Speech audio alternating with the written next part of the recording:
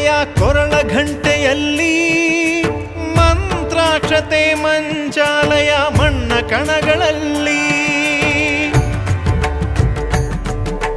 ಮೂಲ ರಾಮ ನಿನ್ನ ತಂದೆ ನೀನೆ ನಮ್ಮ ತಾಯಿ ತಂದೆ ಸತ್ಯದ ದೀಪ ಹಚ್ಚುವ ಕರುಣೆಯ ಕಿರಣ ಚೆಲ್ಲುವ ರಾಮನ ಸಾರ ತುಂಬುವ ಹನುಮನ ಶಕ್ತಿ ನೀಡುವ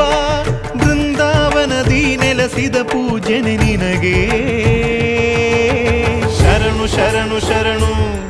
ಗುರು ರಾಘವೇಂದ್ರ ಶರಣು